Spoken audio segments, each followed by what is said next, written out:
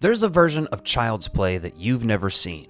In fact, I've never seen it. It's not a director's cut or an extended edition. It's a 2-hour version of the film that Tom Holland keeps somewhere locked in a vault. This version is filled with deleted scenes that have almost completely vanished, existing only in scripts, production notes, a handful of images, and just straight up memories. And when you actually look at what was cut from this movie, you start to realize this could have been something very different than it was. Let's get into this thing. Child's Play went through test screening originally with a 2-hour workprint that Tom Holland put together with the editing team. But after the viewings, the studios wanted changes made, and this drove a large wedge between Tom and the studio, and ultimately he left the project. The studio asked Don Mancini to take a look at the edit and help cut it down to the film we now know and love.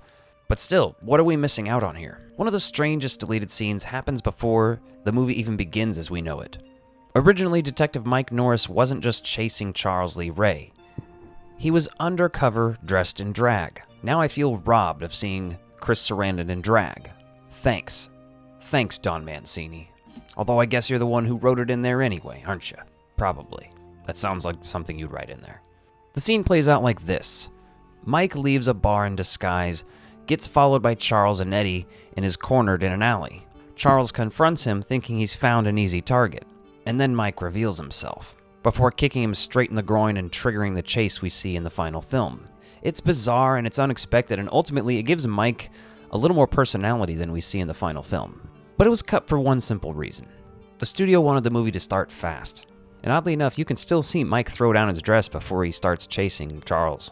And that's still in the final film. Then there's the only scene we can actually lay eyes upon from this 2-hour workprint that exists somewhere.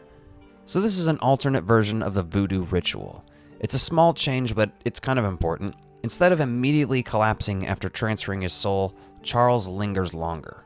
Give me the power, I beg.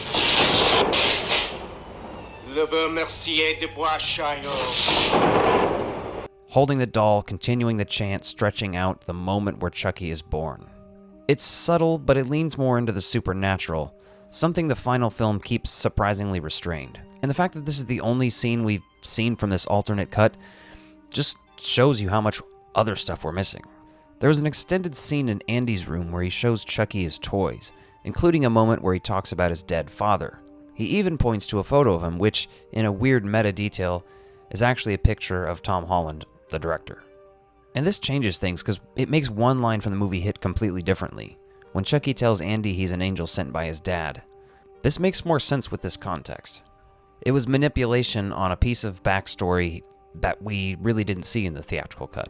Some deleted scenes weren't about the tone, though. They were about explaining things that the movie, as we know it, skips over. There's a moment when Chucky and Andy travel to Eddie Caputo's house, and Andy is shown falling into a ditch just before it explodes, but they figured out they didn't really need that. If he was outside already, he was safe enough.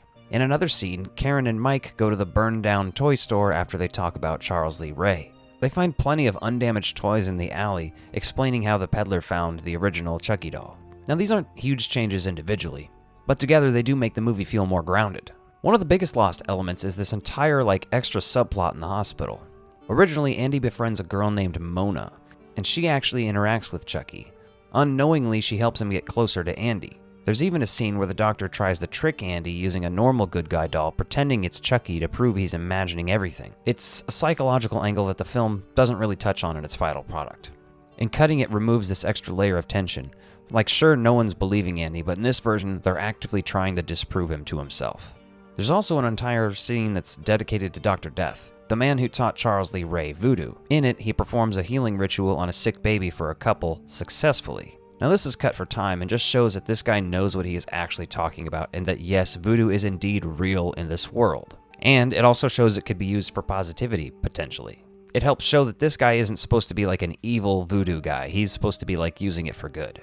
And then there's the ending, which was completely different. In the original ending, Andy sets up an RC car with a knife taped to it. Chucky gets stabbed in the leg by the car. Andy also squirts Chucky with a squirt gun full of Drano. It's like the ending of Home Alone, but really fucking demented. This causes a chemical reaction which causes the plastic to start melting off Chucky's face. Chucky hides out and chokes Andy with a slinky. Mike gets knocked out by Chucky. Karen throws Chucky in the fireplace as more police arrive. Jack Santos grabs a bat and bashes Chucky's head off, who bites an officer in the leg before Karen shoots his body in the heart and he says, "I love you, Heidi ho, ha ha ha." They collect the remains and Jack tells them it was never alive. As they leave, there is another shot of Chucky with a fly buzzing around him. We pan to the window and fade to black and hear a slapping sound, implying that Chucky is still alive. There's also a bit of footage from this work print I find interesting that at one point they were originally going to have a different actor playing Charles Lee Ray as Chucky. No one can replace Brad Dourif. Thank God they kept the voice, right? Brad Dourif is what makes this franchise work 100%. I don't want to hear anything else about it. Let me know your experience. If you ever heard about this 2-hour cut, if you've ever come across any deleted scenes or anything like that, jump in the comments down below. Let's talk about it.